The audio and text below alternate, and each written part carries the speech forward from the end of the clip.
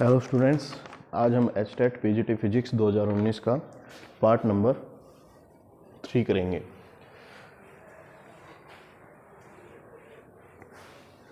Part 3 से start करते हैं। 113 तक क्वेश्चन हो चुके हैं। 114 क्वेश्चन से स्टार्ट करेंगे। 114 क्वेश्चन में दे रखा है कि magnetic vector potential is given by A is equal to minus k cap I by c log of x square plus y square. Find the magnetic field की वैल्यू को आपको find करना है। तो as we know that magnetic lines always forms a close curves. तो net entering flux at any point and या surface is always equal to net outgoing flux. यानी magnetic lines number of entering lines that is outgoing always equal, क्योंकि they form always closed curves. It means that divergence of magnetic field is always 0. So from here, as we know that divergence of magnetic field is always 0. Also, as divergence of curl of a vector field is always 0, so here B can be written in the form of curl of a vector. That vector is known as magnetic vector potential. Magnetic vector potential, it is given here. So we have to find magnetic field. So magnetic field is given by curl of this A vector, and curl using determinant आप solve कर सकते हो। I j के new vector होगा, coefficients of this gradient along x axis curly by curly x, curly by curly y, curly by curly z. ऐसे ही the coefficients of a cross product A has the coefficient along x axis 0, along y axis 0, along z axis it is minus I by c log of x square plus y square. अब बस इसको आपने solve करना है। तो यहाँ से क्या आएगा, I इंटू रोज कॉलम छोड़ दो, with respect to y derivative करेंगे तो ये I by c, लॉगरिथम का क्या होगा 1 by function 1 by x square plus y square, और विद रिस्पेक्ट टू y अगर इसका करेंगे x 0 ट्रीट करेगा कांस्टेंट तो 0, y स्क्वायर का हो जाएगा 2y, minus with respect to z that is 0, plus j cap या minus j cap into with respect to x करेंगे that is minus I by c log of function 1 by function as it is, and derivative with respect to x of this that is 2x, minus क्या होगा 0। ये आ गया आपका B magnetic field. तो इसमें क्या है minus 2i this factor here also, तो minus 2i by c into x square plus y square इन्होंने कॉमन ले रखा है, यहाँ पे बच जाएगा y of i minus x of j cap.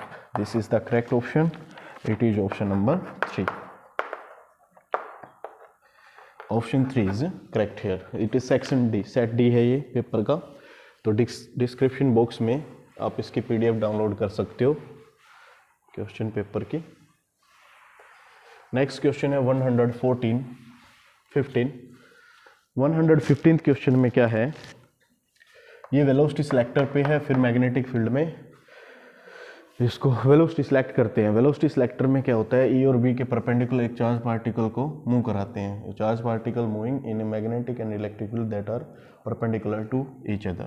So there is electric force that is QE act on this, and magnetic force is balanced Q into V cross B, or 90 degree angle, so QVB. From here the velocity is selected is the ratio of E and B. So by varying the value of E and B we can select the velocity of the charge particle.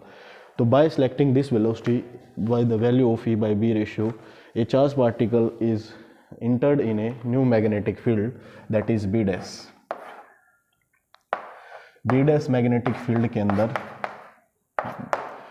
Charge particle को v speed से enter करा दिया। तो जब charge particle enter करेगा perpendicular to the direction of magnetic field, तो it starts rotating या it forms a circular path. तो हमें रेडियस ऑफ कर्वेचर फाइंड करनी है, that effect of radius of curvature पे इनका फील्ड का क्या इफेक्ट होगा वो फाइंड करना है हमें। तो क्या होगा, दो मैग्नेटिक फोर्स लगेगी इस चार्ज पार्टिकल पे that provide the centripetal force, क्योंकि it moves in circular path, start moving in circular path of radius r, let's say the radius of circular path is r, then centripetal force is equal to mv square upon r provided by this magnetic field. v and b perpendicular है, magnetic force q vb sin 90 that is 1. from here r निकालना हमें, तो r क्या हो जाएगा, that is m v by q b dash. m by q, v की value यहाँ से यूज करो, that is e by b और into b dash. तो radius of the curvature is directly proportion to this e by b dash. So the correct option is option number 4. Fourth option is correct. ठीक है, तो radius of the curvature depends upon in which terms of e and b पे बताना था, that is e by bb. Next question पे move करते हैं 116 पे.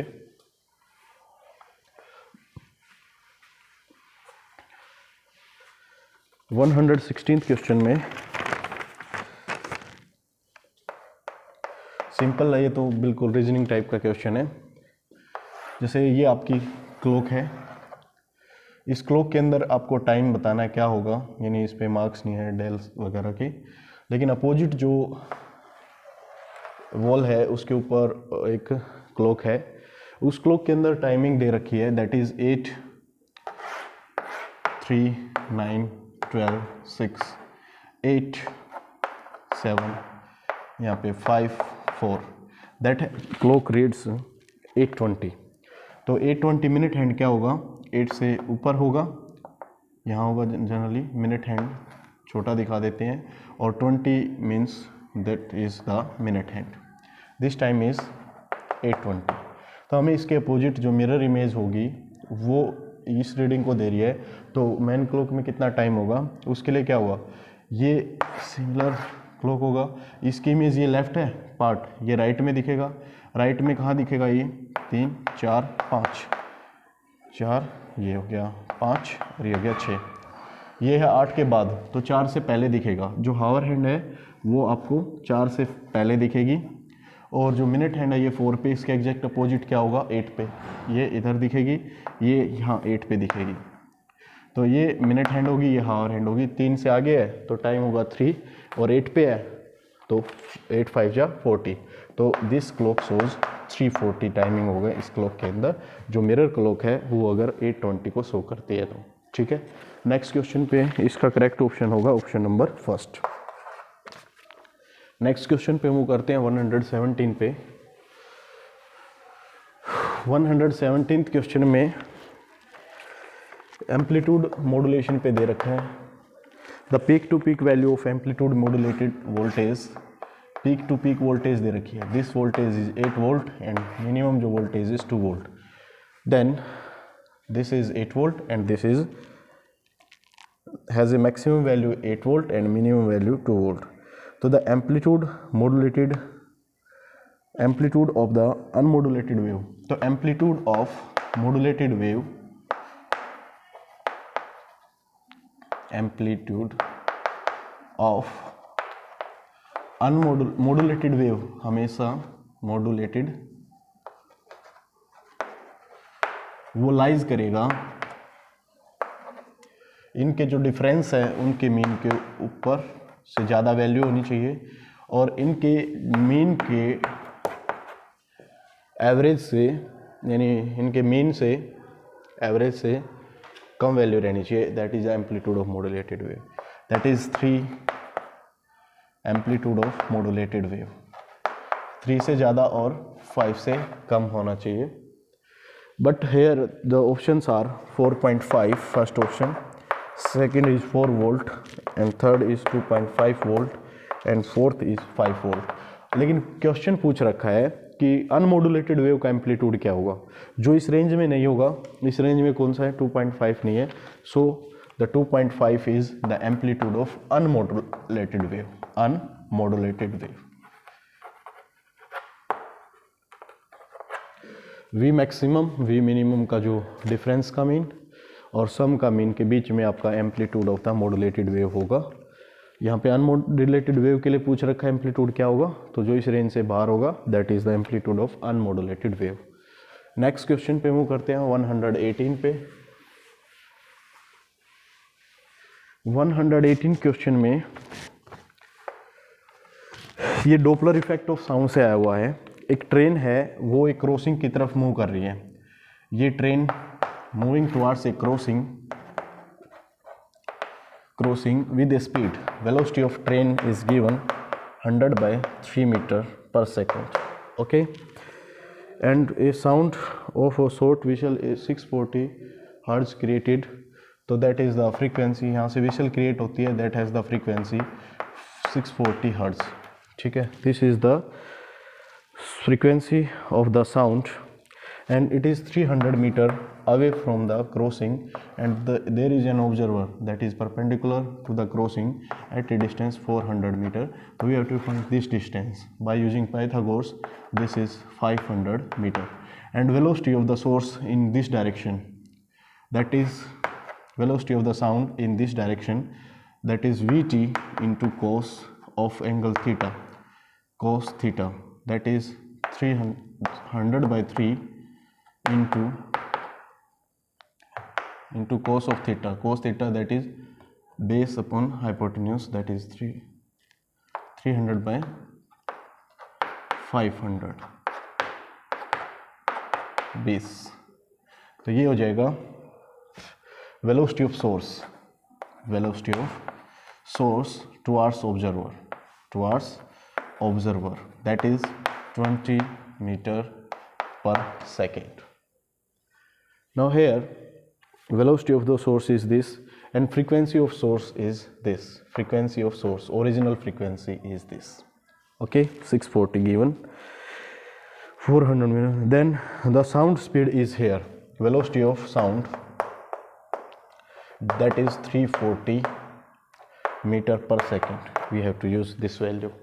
तो find the change in frequency, या जो आपकी अप्रोचिंग जो फ्रीक्वेंसी होगी 640 की बजाय कितनी फ्रीक्वेंसी ऑब्जर्व करेगा, तो उसके लिए that is mu dash using the Doppler effect formula, that is velocity of sound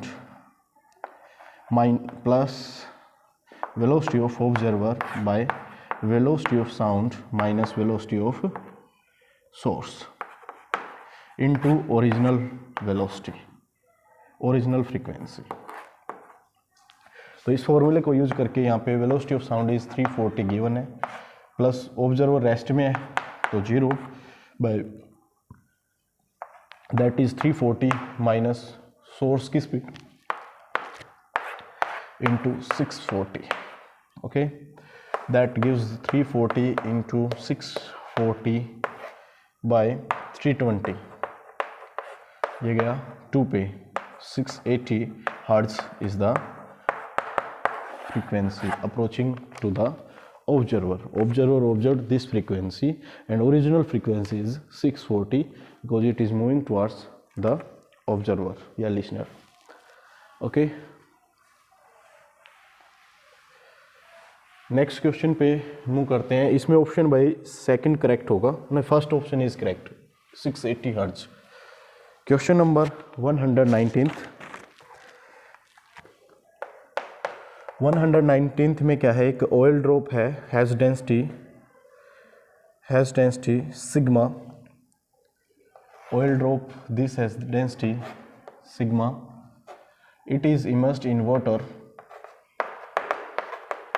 इसको वाटर में इमर्स कर दिया, has density is rho, water has the density rho, is immersed in density rho, okay, if it is half of the, then ये इसके अंदर half immersed हो जाता है, जो ऑयल है ऑयल ड्रॉप वो इसके अंदर हाफ इमर्स्ड हो गई, and let r be the radius of this drop. तो क्या होगा, there is two type of forces act here, one is weight of this oil drop that is acting downward, मतलब weight of the oil drop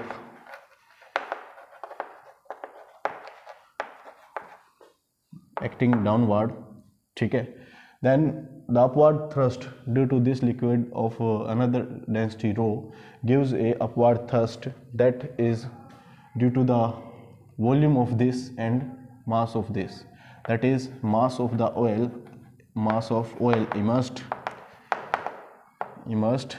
in water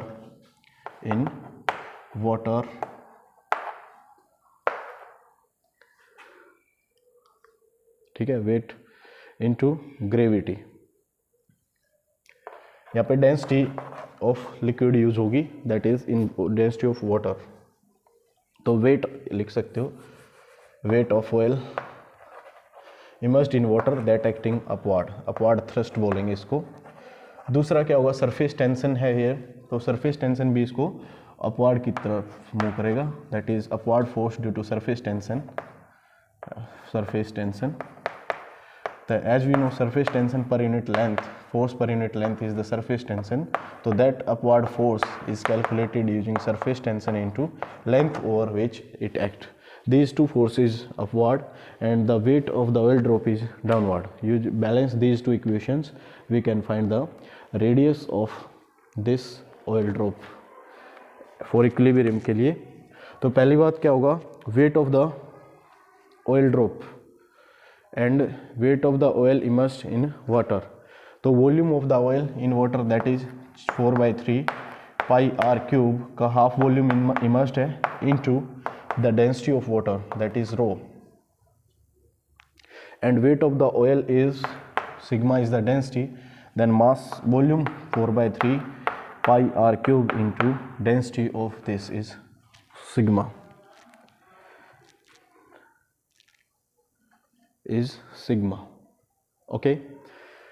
This is plus there is surface tension force, surface tension is here T into length over which it act, this length is 2 pi r, circumference the area surface in contact, length is in contact, that is 2 pi r plus 1/2 this value plus this value is equal to this। यहाँ से इसको balance इधर लेके जाओ तो tension into 2 pi r is equal to 4/3 pi r cube common होगा, और ये बचेगा sigma minus rho, sigma minus रो।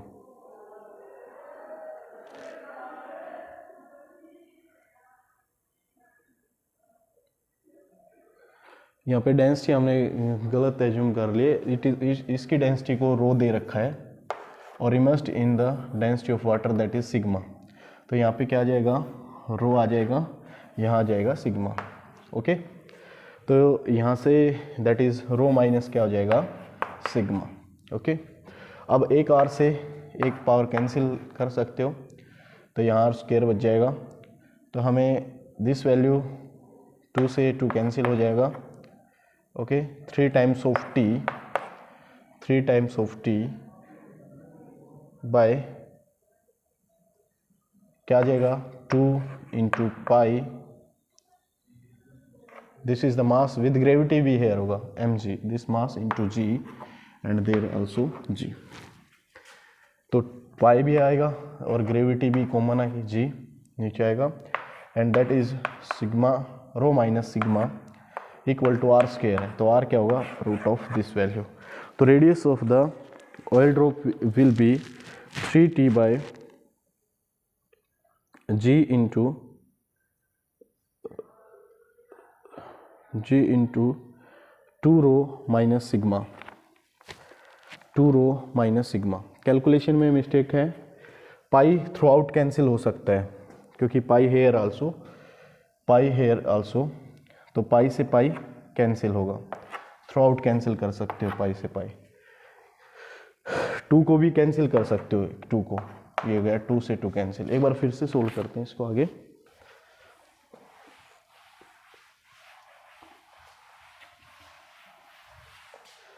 देखो weight of the oil drop that is 4/3 pi r cube into its density that is rho into weight that is mass into gravity is equal to, that is downward, upward the volume immersed is half, that is 4/3 pi r cube half into density of the water that is rho, density of water is sigma, that is sigma into g, this is the upward thrust plus surface tension provide the acting on length 2 pi r into 2 pi r into length into surface tension given is t. From here pi cancel out through out, 2 is cancel out through out, ठीक है। तो ये value रहेगी, इसको इधर ले आओ तो 2/3 हेयर, 2/3 हेयर, 2/3 आर क्यूब आ गया कॉमन, जी भी दोनों में कॉमन आ गया, 2/3 r cube into g common बचेगा, यहाँ 1/2 सिग्मा बचेगा, that is equal to r into tension. एक आर से ये स्क्वायर कैंसिल, या क्यूब से स्क्वायर बन जाएगा, ओके। एलसीएम ले लो 2, ये हो जाएगा 2 rho minus sigma, 2 rho minus sigma, और ये 2 थ्रू आउट बाहर आके इस 2 से कैंसिल हो जाएगा, ओके। तो यहाँ से आपका आर स्क्वायर की वैल्यू अगर आपको चाहिए तो 3 टाइम हो जाएगा टेंशन के, नीचे आएगा 2 इंटू 2 से 2 कैंसिल हो चुका है, नीचे आएगा g into 2 rho minus sigma, ठीक है, और दिस स्क्वायर रूट करेंगे तो this is the required radius, that is 3t by g into 2 rho minus sigma, ठीक है। So correct option is option number 2, check कर सकते हो। नेक्स्ट क्वेश्चन 120,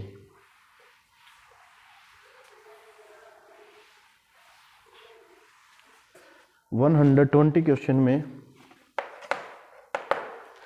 यहाँ पे light waves of wavelength 6 single slit experiment diffraction का, यहाँ पे स्लिट है, स्लिट विड्थ ये दे रखी है आपको d, that is 1.8 metre, and this slit width is t 0.1 centimetre, okay. तो इससे क्या होगा, सेंट्रल मैक्सिमा बनता है आपका।